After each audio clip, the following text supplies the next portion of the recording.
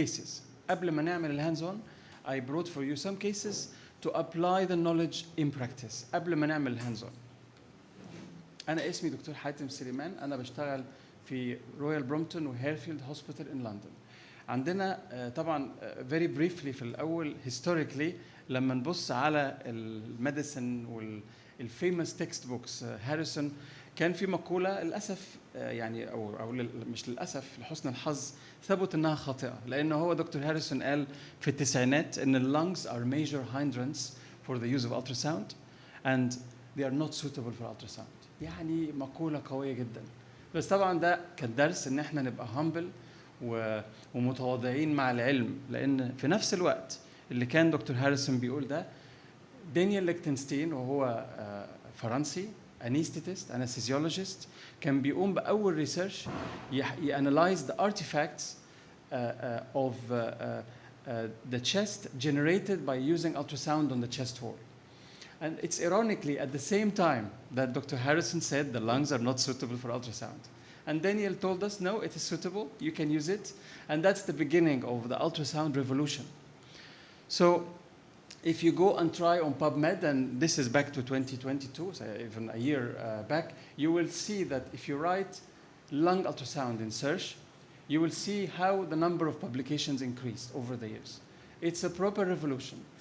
A massive increase in the number of publications, which reflects the huge interest in lung ultrasound worldwide. One of the main things which exploded the use of lung ultrasound is the COVID-19 pandemic, because many clinicians realized that they can use lung ultrasound reliably as an alternative to chest X-ray. And that's what we will discuss again in this lecture. So what are the principles of ultrasound? The principles are mainly that it is not transmitted through air. That is correct. So Dr. Harrison was partially right in saying that the air does not allow ultrasound to be transmitted. But we have to be careful that the artifacts generated by the ultrasound can be analyzed. This is the trick for understanding lung ultrasound. The normal parenchyma of the lung, the normal parenchyma of the fully aerated lung is not visible. So if you put the ultrasound probe on the chest, you don't expect to see something like the liver, because the liver is a solid structure. The lung is not a solid structure. Normally the lung is full of air. And this air makes you unable to see the parenchyma. But if you see the lung becoming solid like the liver, that is abnormal. That indicates loss of air in the lung. Well, this is what we call consolidation. To do ultrasound in general, one of the principles that you need an interface. Interface which reflects the ultrasound beam. And in lung ultrasound, the interface is what is between the pleural layers. And this is what reflects the ultrasound beam. To do ultrasound, again, you need to have an acoustic window, which is the window for insonation, or the window for ultrasound beam to go into the body. And here the window is the intercostal space. This is the beginning, okay? So now we know the window to the chest, which is the intercostal space. We need to keep in mind while we started learning lung ultrasound that there are many advantages, many advantages. It is immediately available at the bedside. It is easy to learn, much easier than echocardiography. So if you are performing echocardiography already, this is a very easy tool to learn. And if you are not doing any ultrasound at all, this is the easiest modality of ultrasound to learn. And the literature and the data proved that it has a steep learning curve. So in the UK, we have the accreditation for lung ultrasound, which only require 30 scans, which is a much smaller number to compare to the 150 needed for cardiac ultrasound. This is only to explain to you how much easy it is. The other principle is it is rapidly applied at the bedside. It's a point of care. It can potentially save lives because you can enhance your physical assessment by the information you get by ultrasound, and therefore you can reduce cost, because now there are many data which prove that lung ultrasound is much more specific and sensitive than chest X-ray. Much more sensitive and specific in various aspects. So you can reduce cost by reducing the number of X-rays. And finally, it is more safe because you reduce radiation exposure, and you also reduce exposure of healthcare professionals to certain infections. And that's what we witnessed in the pandemic. During the pandemic, we all had the COVID areas. We tried not to expose radiographers to COVID patients. So we, as intensivists, as cardiologists, did the assessment, keeping one machine in every unit, and that is safety. Moving forward, how do we do it? You need a probe, you need an ultrasound probe. And are you all already practicing cardiologists? All of you. So you know what is the ultrasound probe is. And actually today, we are going to use the cardiac probe, because to scan the parenchyma of the lung, because it's a deep structure, you need a low-frequency transducer. You all know what is low frequency is. You all know it. So low frequency, deep penetration, and that is the cardiac probe. But if you have the curvilinear probe, which is the abdominal probe, that is the universal probe that is more recommended for lung, because the lung is, the intercostal space is broad. So if you have the curvilinear, it is better. If you don't have it, it is not an excuse. You can easily use the cardiac probe, and especially if you are doing the lung ultrasound as part of your echocardiographic assessment. So I highly recommend that you do the cardiac assessment, and before leaving the probe and moving from the chest, just go on the lung. Okay? What about the pleura? Because the lung is not only the parenchyma, the lung is also the pleura, which is the most superficial part of the lung. The pleural assessment requires a high-frequency transducer, which is the vascular probe, the one we use for vascular access, for line insertion. So when you put this probe on the chest, as I will show you, you will see the pleura as in high definition. And then you will be able to identify any abnormality in the pleura, in the thickening of the pleura. So the pleura normally should be thin, as we will see, should not be very thickened, and normally the pleura should be showing what is called sliding. I will show you all of this. So these are the transducers. What is the position of the probe on the chest? There are many protocols, because as you can imagine, ultrasound is not like X-ray. X-ray is a universal scan. It gives you a global view of the chest. Although it has many limitations of poor sensitivity and poor specificity, but it remains a universal scan. Ultrasound with the very high sensitivity and specificity is a focal scan. So that requires a more protocolized assessment. So there are many validated protocols. This is the simplest protocol available. It's called the Blue protocol, and it is mainly validated in emergency situations, or if you don't have time, you can quickly put the probe on 3 points on each lung. You have 2 anterior zones and 1 lateral zone. So 1 upper, 1 lower, and 1 posterolateral zone. And that will tell you briefly an overview of the lung. If you have more time, as you are doing this in an echo lab, you have more time to spend to your patient, it is recommended to do more systematic approach or more detailed approach, where you do 6 zones on each lung. So 2 anterior, 2 lateral, and 2 posterior. So you have flexibility depending on how much time you have with your patient. In these 3 points, what do you think is the most important point?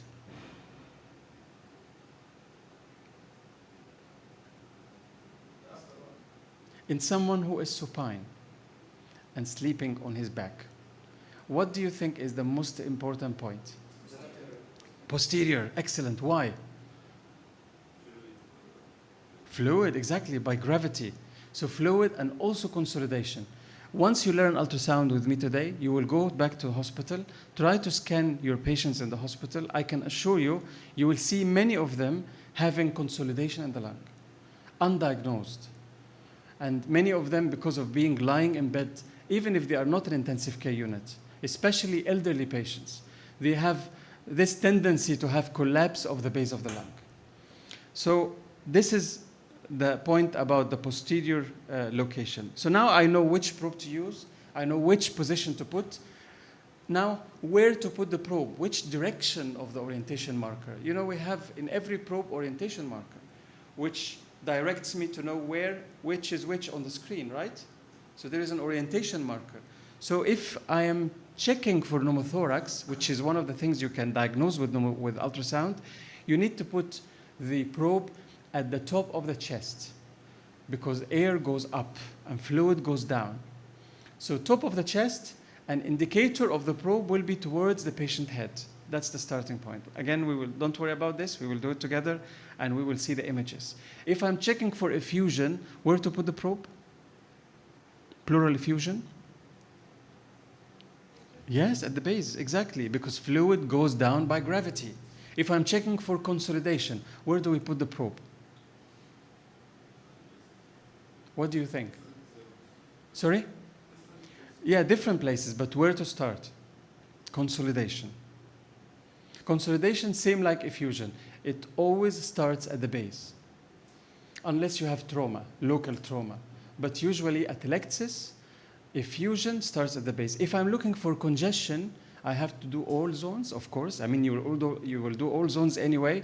But with congestion, the signs of congestion, as we will see, again, are more obvious at the base in a supine position. All right? So next, let's go to the analysis of the artifacts. What do we see when we put the probe on the chest? This is the first normal artifact. When I put the probe on the chest, and I'm using now the phased array transducer, the cardiac transducer. I put the probe on the chest. The indicator is towards the patient head, okay? And then I am looking on the screen and trying to see what is this. The first thing I will see is two black or vertical shadows. These are the rib shadows. You know, bone does not allow ultrasound to be transmitted, so instead you will see a dropout. So that is a bone. That is the dropout. This is the rib. This is a dropout. This is the rib. This is dropout. The most bright, shimmering horizontal line is the pleura. So this horizontal line at the top is the pleura. And what happened now is you are seeing what is imagined by Daniel Lichtenstein, the inventor of lung ultrasound, that it is called the bat sign. You know the bat? So this is called bat sign or bat wing. The bat wing sign is confirming that you are located at the level of the pleura. Because if I don't start vertical, if I don't get the two rib shadows like this, I might think that the pleura can be any of these horizontal lines at the top. But this rib shadow is the landmark at which I am sure this is the pleura, because the pleura is connecting the two rib shadows. Did you get it? This is the starting point. It's called the bat sign. And the best way to get it actually is done by the phased array probe. You remember we said which probe to use for the pleura? You remember? Pleura. Vascular probe.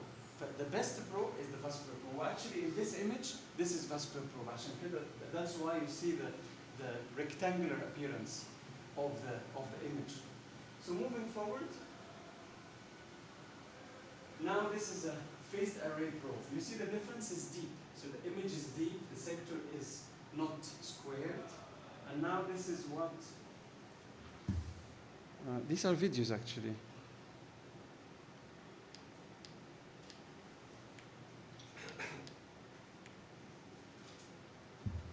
The videos, it has to work. Just 1 second.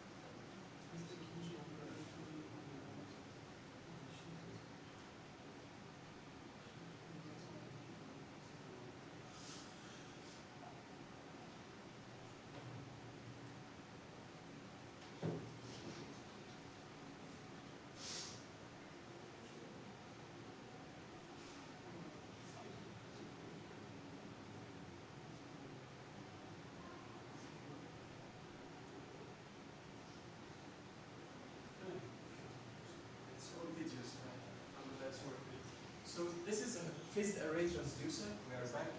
You see, now you see an artifact.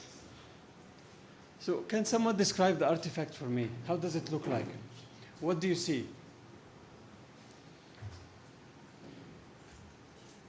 Horizontal reverberation. This is reverberation artifact. So what happens is, at the top of the screen here, you have the pleural line, the brightest horizontal white line at the top. And underneath, you have reverberation of that pleural line horizontally, and these are called A lines.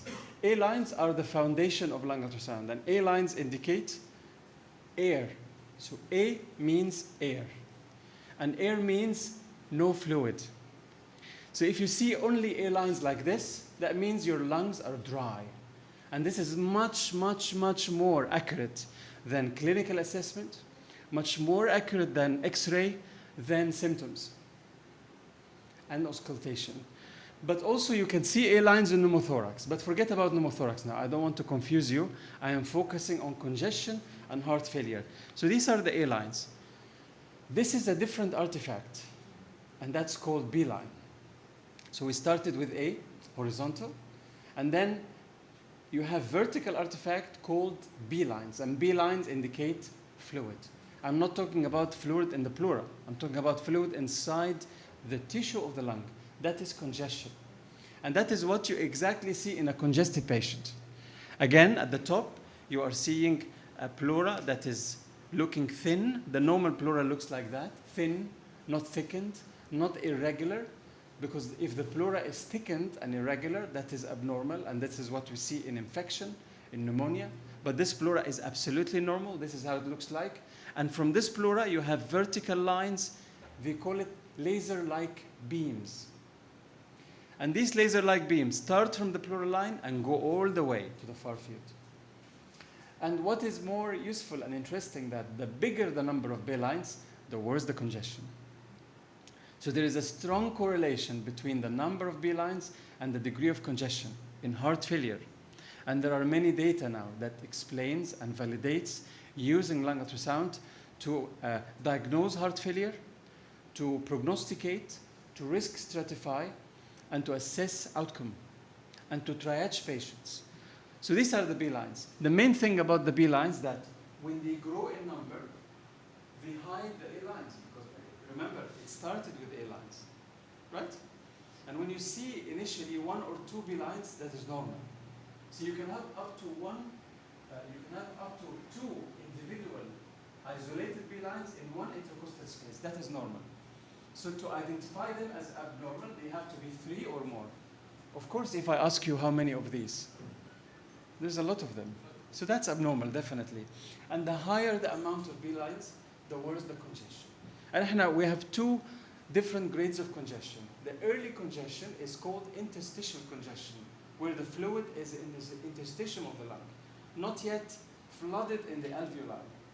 And those patients are not very hypoxic. This is the patient sitting on the ward on diuretics, but congested, but not breathless, not hypoxic. He's likely to have interstitial congestion. But if you do it in someone with frank pulmonary edema, very hypoxic, this is the patient who will have alveolar congestion. And you can assess both by lung ultrasound, because the one with interstitial congestion will have individual separated B lines. The one with alveolar congestion, like this, you will have what they call coalescent B lines. They make what is called a curtain. The screen becomes a bright, shiny white, because every line is white. Do you get what I want to tell you? So now we are reaching towards quantifying congestion. And here you this may not work, but I wanted to show you that B line has to go all the way to the far field. So if you have a B line that stops in the middle here, that is not a B line. The B line has to be clearly well-defined, starting from the pleural space, going all the way to the far field. Otherwise, it's not a B line, and it's not pathological. I mean, few studies just to show you the latest data we have. Lung ultrasound now is clearly validated in assessing congestion in outpatients, and they assessed 100 patients in this study. They compared lung ultrasound to the previously validated clinical congestion scores, which was the E over E prime, the chest X-ray, the NT-proBNP, and the 6 minutes walk test. And they found very good correlation between the number of B lines and established parameters of decompensation. In this study, they found that 15 B lines was the cutoff, but I don't advise that you focus on counting the number of B lines. I would recommend more seeing the pattern of B lines. Are they getting worse? Are they getting better? And that will be your guide for optimizing your therapies. And that's another study which looked at prognostication of patients, again, ambulatory heart failure by lung ultrasound. And they actually studied about 200 patients, and they found that patients who had abnormally elevated number of B lines, we said 3 or more is abnormal. So patients with abnormal number of B lines had 4-fold higher risk of the primary outcome, which was mortality in this study, compared to patients with lower number of B lines. So higher B lines compared to outcome. It reflects worse mortality. And another study, I mean, there are many data. I showed you PubMed, and even now lung ultrasound is in the heart failure guidelines of the ASC. It's one of the essential tools beside echocardiography. And we recently published from the European Association of Cardiovascular Imaging the first clinical consensus guidelines on using lung ultrasound in heart failure. It is open access, so I highly recommend that you Google it and download it. It provides a complete guidance on how to use it in these settings. So let's move on and tell a bit more about B lines. B lines are not only useful in heart failure, because seeing congestion is not specific for heart failure, because you can find patients with pneumonia, with wet lungs. Remember, fluid in the lungs could be hydrostatic and could be inflammatory. So hydrostatic is heart failure or volume overload. Inflammatory is infection or ARDS. And that is what we saw in COVID-19. Patients with COVID-19 had in the CT what was described as ground glass opacification, right? This ground glass is B lines, is water, is patchy areas of fluid in the lungs. So it is also useful to evaluate pneumonia. It is useful to evaluate patients with renal failure on dialysis, to evaluate the efficacy of fluid removal. And we started with A lines, we moved to B, which is B line, and then we will move to, what is the following letter? C, which is consolidation. So now we have A, B, and C. And that is the grades of aeration in the lung. So we're talking now about patients with B lines due to infection. If the lung is dry without infection, it will be A lines. If the lung becoming inflamed with fluid, that becomes B line. This inflammation at some point will become solid, and then you will see consolidation. And that is the different grades of aeration in the lung, starting with normal aeration, horizontal A lines, to relative loss of aeration, which is the B lines, fluid, and a complete loss of aeration. And that is the only point where you see the lung anatomically exposed as a structure, like the liver. They used to tell us in pathology that this is called hepatization. You remember? And that's why this is consolidation, because you see the lung as a liver, as a tissue. And if you keep in mind the ABC approach, as we will do together, you will immediately assess aeration in the lung, because you can do it ABC, worsening aeration, or CBA, improvement of aeration. If patient with consolidation improves, the consolidation will be normalized to B lines and then to A lines, etc. And COVID-19, again, the pandemic exploded our use of lung ultrasound. And in this study, we correlated the appearance of CT, the ground glass, with the patchy areas of B lines. You see here, B lines, right? But these B lines were different from heart failure B lines because they are patchy. The heart failure B lines are bilateral. They are symmetrical, because congestion in heart failure is likely to be bilateral, likely to be symmetrical.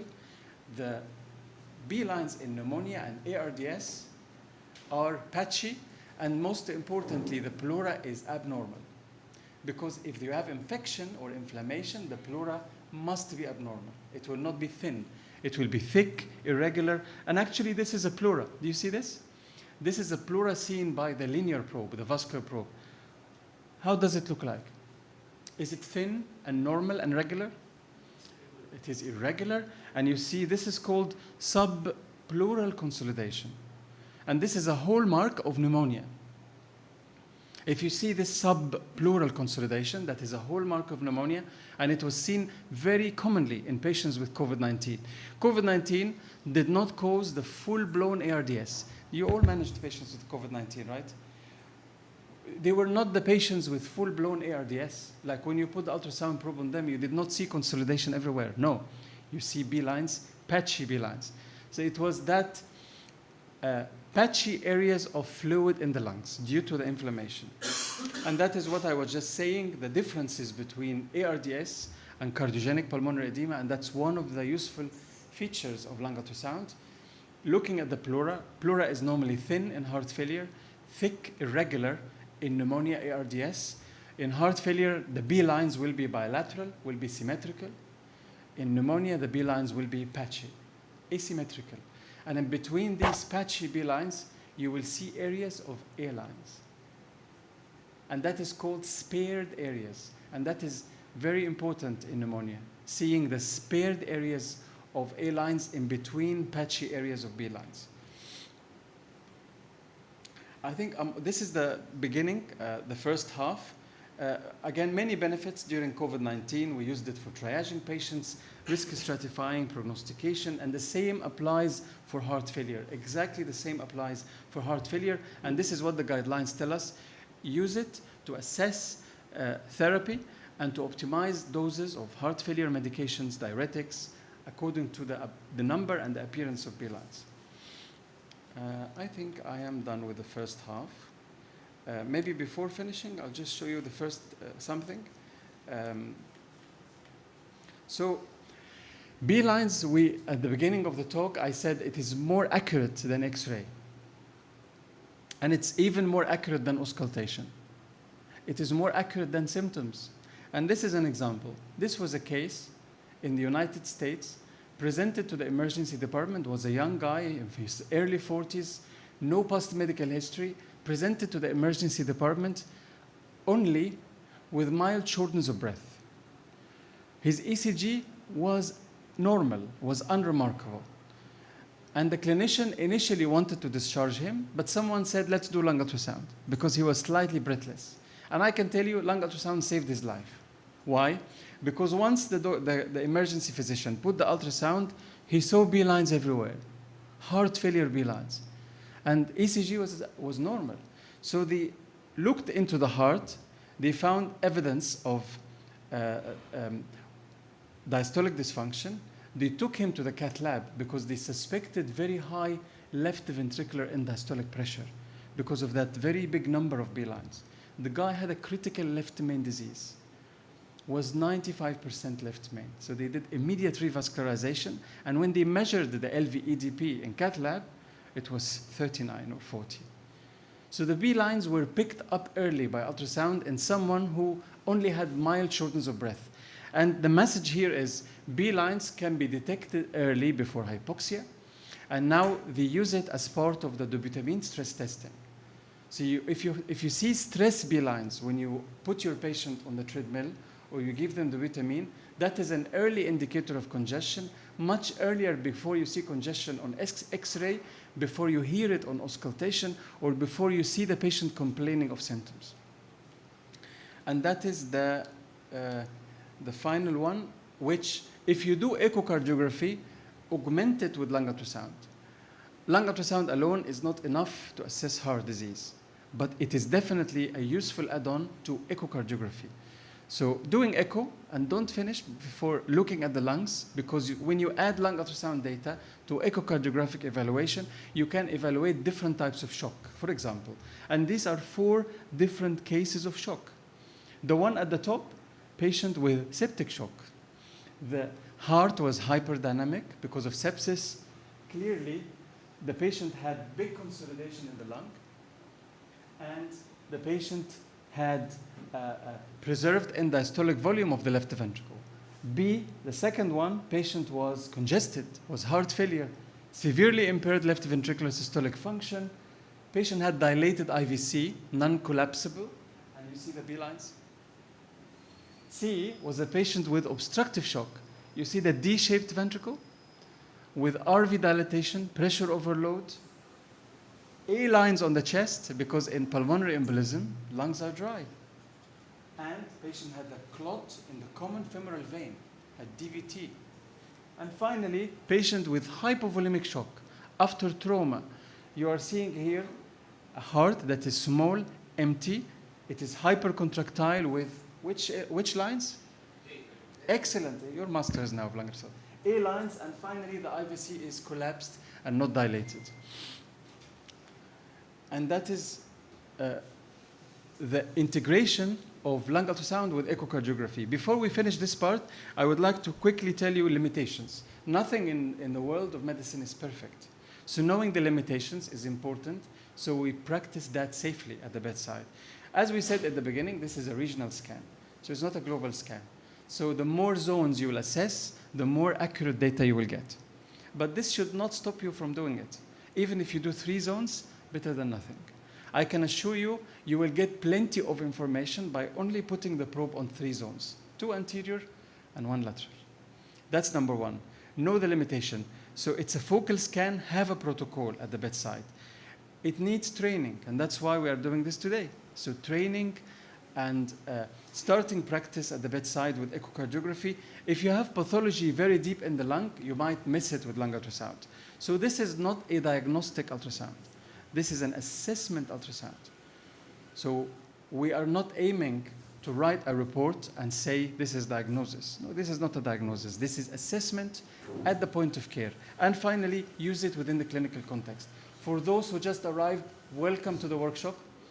We're about to start the second half of the lecture, in which we will briefly mention what we discussed at the beginning, okay? The second will be cases. So we'll have 5 cases. We will discuss them together before we go and do a hands-on. Before we go to the cases, is there any question? Please don't feel shy. Any question? Does it make sense so far? Does it seem too complicated? It is not complicated, I can tell you. I know.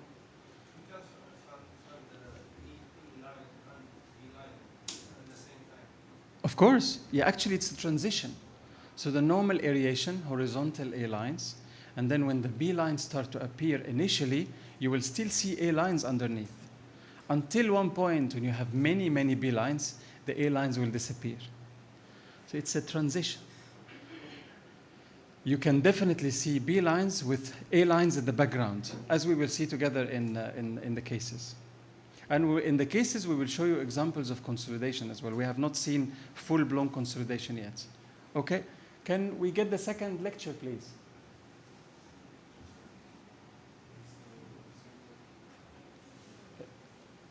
المحاضرة الثانية بعد إذنك.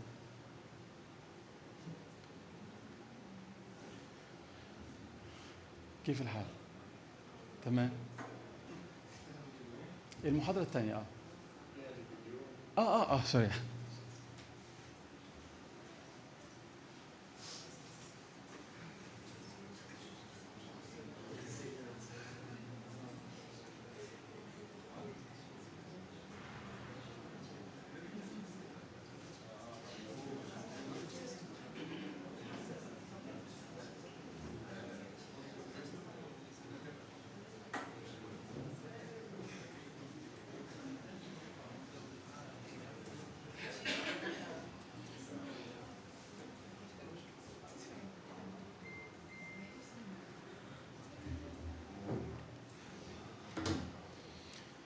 So for those who just arrived, I will mention one thing. We discussed how to do lung ultrasound, but what I want you to know before we start, and whatever you missed we will mention in the hands-on, that assessing lung ultrasound is assessment of artifacts. You have 3 types of findings, A, B, C. I think that's the summary, right? A is called A lines. You will see horizontal lines, which are the reverberation artifact of the pleura, and that means normal aeration. B is B lines becoming vertical, laser-like beams, which indicates congestion when the normal air in the lung is replaced by fluid. And finally, C, which is consolidation. We all know consolidation. Consolidation is the lung becoming solid, called hepatization. And that is the only time you see the lung as an anatomical structure, because A and B are not anatomical structures, they are artifacts. Okay? So this A, B, C is the summary of using lung ultrasound at the bedside. Of course, C is not a heart failure problem, it's an infection or atelectasis problem, but it's commonly seen in hospitalized patients. So keep it in mind. Okay, are you ready for the cases? Okay, so starting with this case, again, yeah, I think in this lecture I put briefly what A lines are. It's your luck, the ones who just arrived. So A lines, horizontal lines. As you can see here, the pleural line is the most bright line at the top. The brightest white line at the top. This is the pleural line, and you see horizontal lines, which are mirror-shaped or reverberation artifact of the pleural line. These are not anatomical structures, but these artifacts are very important because they confirm dry lungs. They rule out congestion with much high accuracy than X-ray or symptoms or hypoxia. And then you see the vertical lines, the B. So when you see this, you think of congestion. And they are different because they are vertical. Your question was, do you see A lines underneath? You see some A lines. Because the B lines are not big, they are numerous, but they are not numerous enough to hide all the A lines. So that's the quantitative assessment of the B lines. Again, pleura at the top and the B lines. B lines have to be laser-like, well-defined. They have to start from the pleural line, and they have to go all the way to the far field. And they have to move with the pleural sliding. Do you see the pleura at the top? Is it moving with breathing? That movement of the pleura is very important because that is described as pleural sliding. And pleural sliding rules out pneumothorax. So if you have pneumothorax, you will not see pleural sliding. It will be lost because there will be air between the two layers of the pleura. And that will make the ultrasound unable to reach the inner layer of the pleura. So you will not see sliding. Okay? So these are the B lines. And this is something important. I didn't mention it earlier. We mentioned about the B lines, they have to be going all the way to the far field, right? And well defined. Do you see anything vertical coming occasionally here that is only reaching the half of the image? So that is not B line. So don't fall in this mistake. These are called Z lines, and they are absolutely normal. And you can see it in healthy people, in everyone, in people here in the room.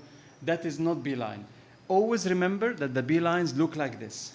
They have to be very well defined and clearly reaching the end of the screen. And these are Z lines. Non-pathological, absolutely normal.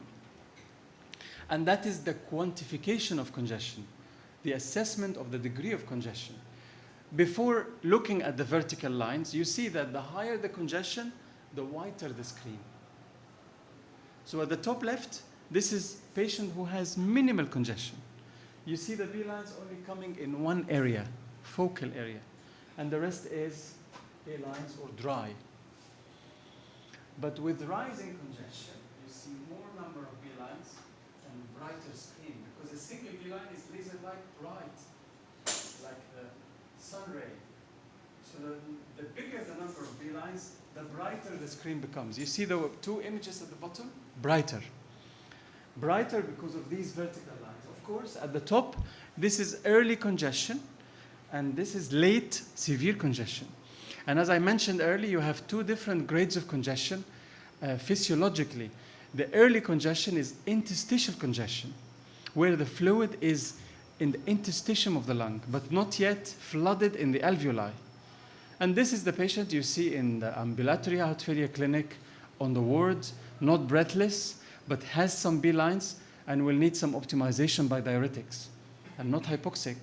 But this patient will be different. He will not lie flat in bed. This is the patient who will be very hypoxic, breathless, because that is alveolar edema, where the fluid are flooded inside the alveoli. This is the one coming with frank pulmonary edema. Do you see the two different grades? Okay. Please stop me anytime if anything that you feel doesn't make sense. We already mentioned about this, the A, B, C, the grades of aeration. At the top, you have the A lines, normal aeration. In the middle, you have B lines. You have two grades of B lines. Interstitial B lines, alveolar B lines. Early congestion, late congestion. Mild, severe.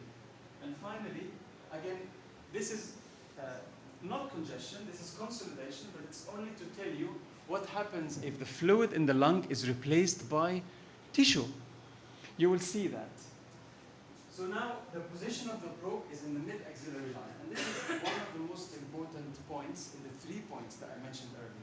Mid-axillary line, indicator towards my head, patient's head. And with this, you are seeing the liver, if I'm on the right side. Do you see the liver? You see the diaphragm? Do you all see the diaphragm? And then above the diaphragm, you should see A lines, normally. But do you see A lines? What do you see? Another liver. So that's what? That's the consolidation, absolutely. And that is the hepatization, which means total loss of aeration of the lung. And I mentioned, sorry? That's infection. I mean, infection, if clinically there is infection, but that is called consolidation. Consolidation is not a clinical term, it's a pathological term. Clinically, it can be atelectasis. If patient has collapse of the lung without infection, it can be pneumonia, it can be tumor. So, but it is consolidation if we talk pathologically. Ultrasound data should always be interpreted within the clinical context. But if I see this in someone who has fever and rising CRP, this is definitely infection. And I always start antibiotics based on that. I work in cardiac intensive care. So many of my patients come after cardiac surgery with early sepsis, and we can detect early sepsis by this. And you can miss it if you don't see it. All right, let's start with the cases. First case. This is a 75-year-old lady with history of hypertension, and she came developing worsening shortness of breath, hypoxia, day 1 after surgery. She had elective right total knee replacement. It's a common scenario in the elderly, right? Unfortunately. So she was on the ward. She started to become febrile.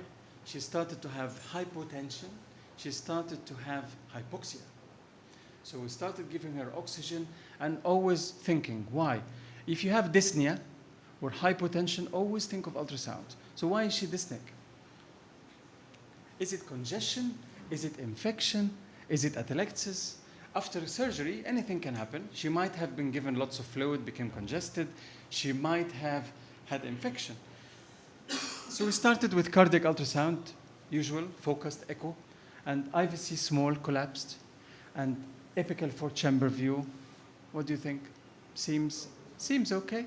So biventricular function looks all right. So it's a bit unlikely that she's congested, because although it might be diastolic dysfunction, but anyway, we don't. Before doing tissue Doppler and evaluating filling pressures, we quickly looked at the lungs, because it might give us an easier answer. And that was the answer. Can someone tell me what is there? So do you see we are doing the 3 points on each side. But again, this is one shot from each of the points. So at the top right, what is this? Does that mean she's congested? Well done. And on the left, which probe is that? Linear. The linear, vascular, well done. Why we are using the linear? Because I'm looking at the pleura. And how does the pleura look like? Is it thin, regular? No. It's irregular. And you see this subpleural consolidation. And I mentioned earlier, this subpleural hypodensity is specific for pneumonia. You see it frequently in pneumonia, and we saw it in most patients with COVID-19. Remember, COVID is a peripheral disease. So patients got plenty of this. But I'm not talking about COVID here, okay? What about the base? base. I mentioned the base is the most important aspect of the assessment. What do you see here? First, this is the liver. If I'm on the right, it will be the spleen. If I'm on the left, and that's the diaphragm, and that is the consolidation. Sorry? Yeah, I think the clip is itself is a short clip. I agree with you. Normally it moves, but her diaphragm was okay. But do we have an idea now why she's breathless and hypoxic? Yeah. Do I need to give her diuretics? There you go. In our old practice, you could easily give diuretics in any elderly hypoxic patient. This poor lady had a small IVC, hypercontractile heart. She might be dry. And you might give her diuretics, she becomes more dry and get renal failure. But now you know the answer. So you start antibiotics.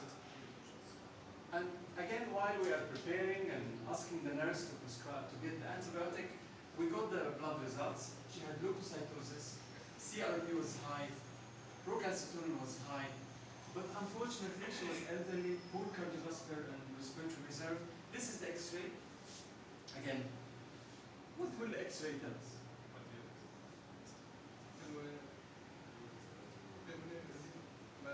Yeah, it looks like infiltration. You call it infiltration. But do you specifically know what type of infiltration? Can you tell whether it's huh?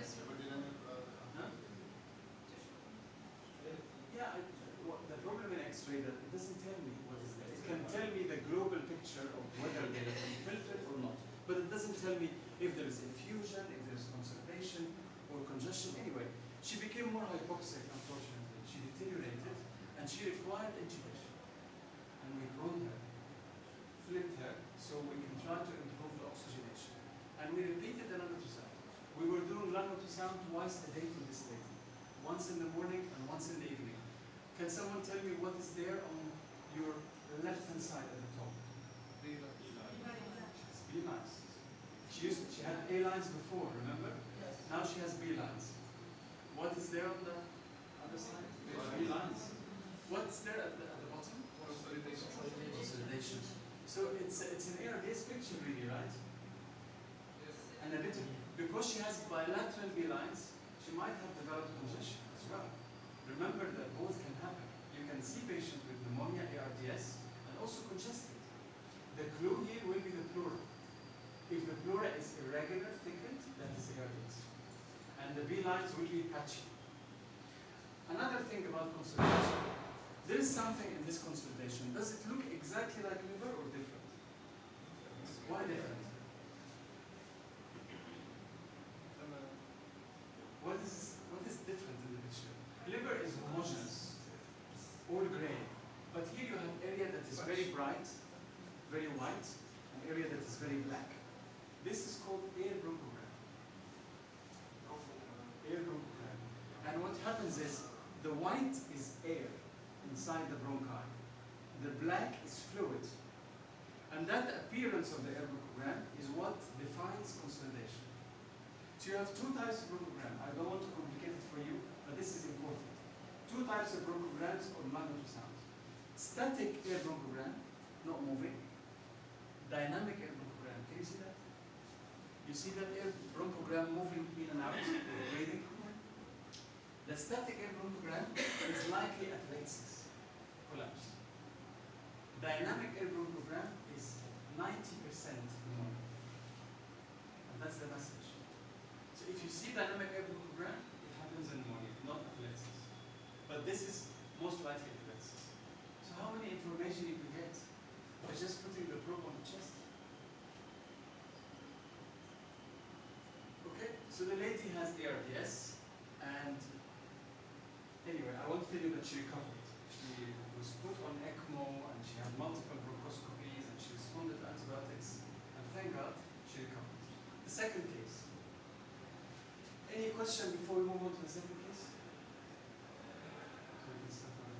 Any question? For the newcomers, any question?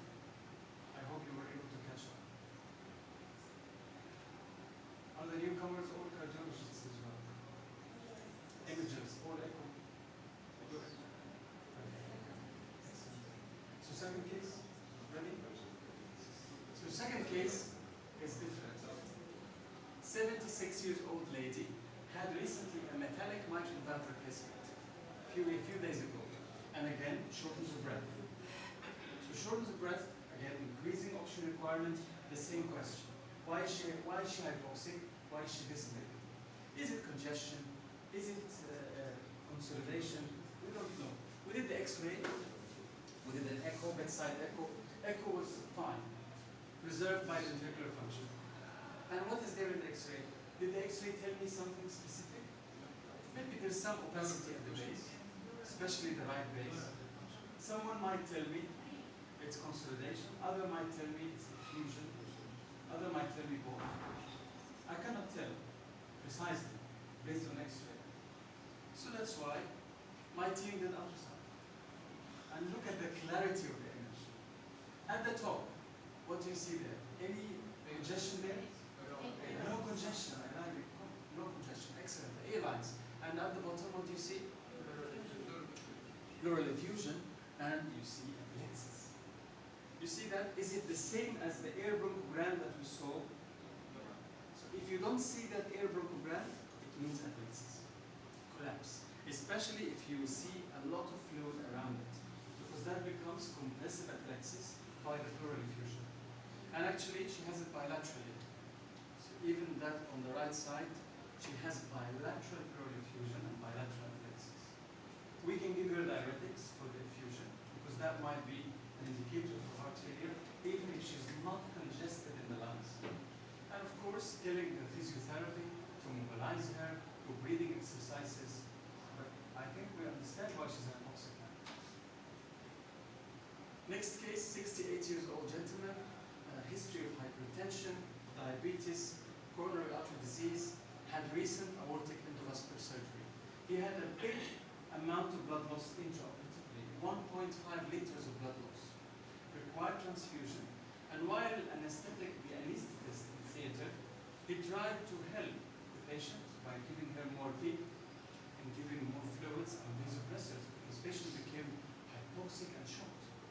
And it was surprising because the more PEEP the doctor was applying, the patient was having worsening shock.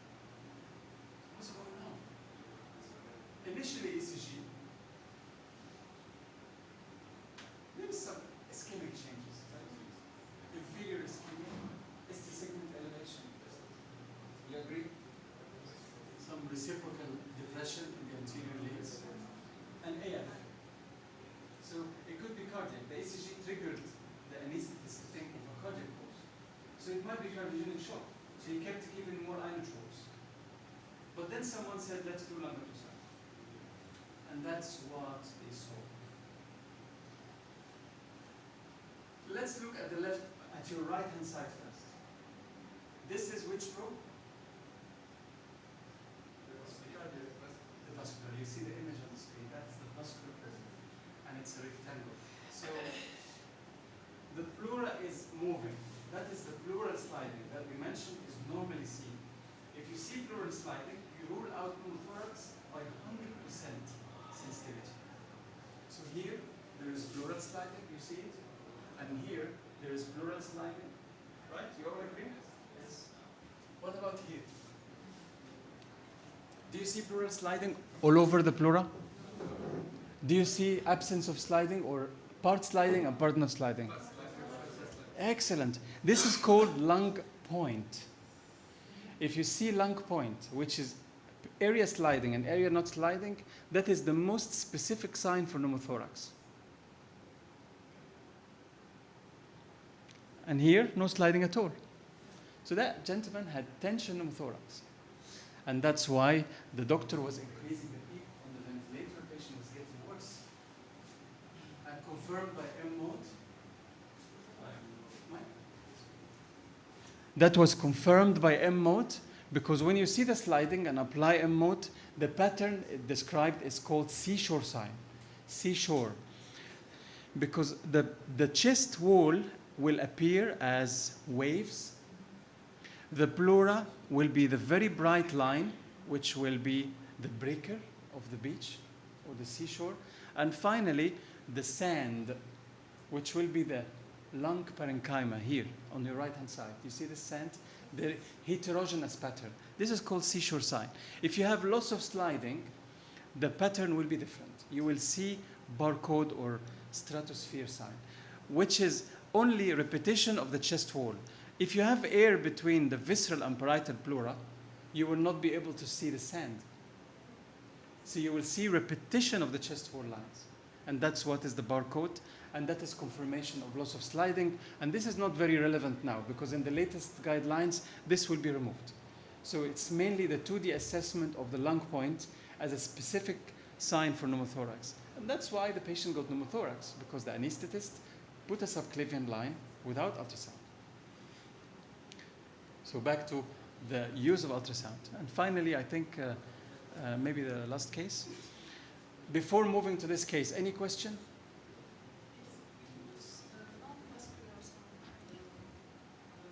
Cardiac. For pleura, it will be less clear because the cardiac probe is a low frequency probe. If I don't have linear, I can use it and make it very shallow. So I reduce the depth to focus on the pleura, but it will not give the same image, because the frequency is low. So pleural assessment, especially if you look for pneumothorax, ideally you should use the linear probe. But for heart failure, congestion, of course, cardiac probe or curvilinear probe. Okay, next case, 56 years old, gentleman, ischemic cardiomyopathy, so known to have poor ejection fraction, and he presented with cardiogenic shock. So we already know that he has poor cardiac function. He came with cardiogenic shock with worsening renal and liver functions. Admitted to ICU. Before I move on, that's the X-ray. Again, what do you see in the X-ray? Anything definitive in the X-ray?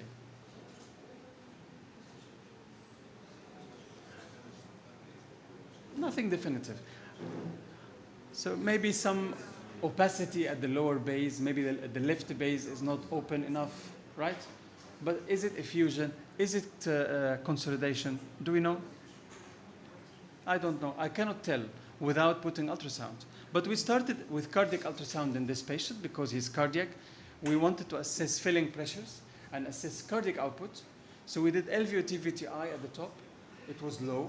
So patient has low cardiac output. And when we evaluated the filling pressures, it's clearly high. And patient has severe diastolic dysfunction. So we expect to see what on the chest? Amazing. Well done. We expect to see B lines, and it didn't disappoint us. It is there. So we saw B lines, bilateral, symmetrical B lines on the chest, but it was not only B lines. You see effusion and you see consolidation. Remember, consolidation is the term, pathological term. It can be clinically described as infection, which is pneumonia. It can be atelectasis, collapse. It can be pulmonary infarction, if you have pulmonary embolism. It can be tumor. They are all consolidations.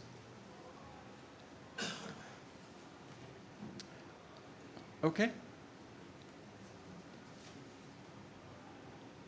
And that is the pattern of the patient after starting diuretics. What do you see? You still see B lines, right? But are they the same number or less? Much less, exactly. And you start to see A lines because that means there is more air than fluid.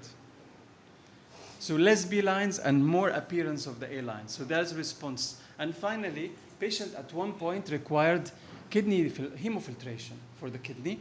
And look at the pattern now. Dry. So now you are sure that patient is dry. And that could be your guide for stopping hemofiltration or reducing the fluid removal. And I think the final case is a COVID case. Are you interested in seeing a COVID case? Yeah, just hopefully it will not come back, but just out of curiosity. So 55 years old, patient, non-diabetic, hypertensive, risk factors for COVID, came to us admitted, intubated, ventilated for COVID-19. That is the CT. We all know the CT, COVID, patchy ground glass opacification. Very typical. You don't see the full-blown consolidation in COVID. You see patchy ground glass. And ground glass is correlated with B lines, correlated with patchy number of B lines. And that is exactly, look at the striking picture in COVID-19. It's striking. And that is what we saw in the majority of patients with COVID-19. impressive amount of patchy B-lines. And you know what? Why I mean patchy? Because you see spared areas in between. Do you see here? You see this area? Spared. And this area? Spared. And this is black. This is patchy B-line. So patchy areas of alveolar edema. How is the pleura? Is it thin, healthy, or thick, irregular, unhealthy? Absolutely, and that's one of the features of COVID-19, abnormal pleura. Pleura was abnormal, and of course there were some consolidations at the bases.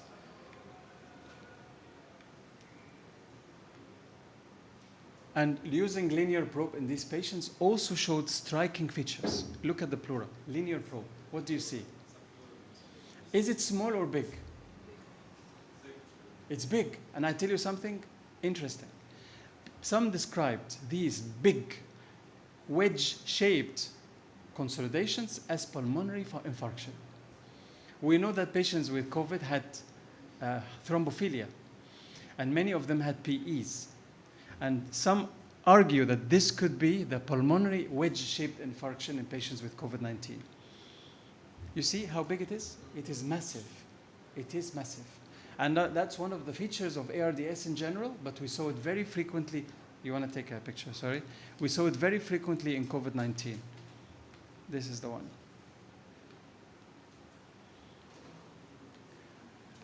Okay, patient was put on ECMO for 2 weeks, started improving, and there you go. 2 weeks time, lung ultrasound every day. During ward round, we do lung ultrasound during the ward round. And as soon as the patient starts to clinically improve, you will see improvement with the trend of ultrasound information. What do you see at the top?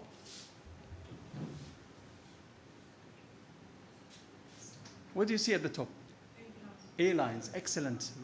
Normal aeration, totally different from the patchy B lines that we saw initially. And what do you see at the bases? On the right base? A lines, which is normal, normally seen A lines. What do you see at the left base? I will tell you something else, a little bit extra. So this consolidation, does it all look the same or different in part and different in other part? Well done. So how different? There is part homogeneous and part heterogeneous. The part homogeneous is athlexis. The part heterogeneous is pneumonia. And that's the power of ultrasound in telling you the specifics of even inside the consolidation. Pneumonia is likely to be heterogeneous with, what did we describe this earlier? Air bronchogram. Excellent. And this athlexis is definitely athlexis because it is homogeneous. And that's it.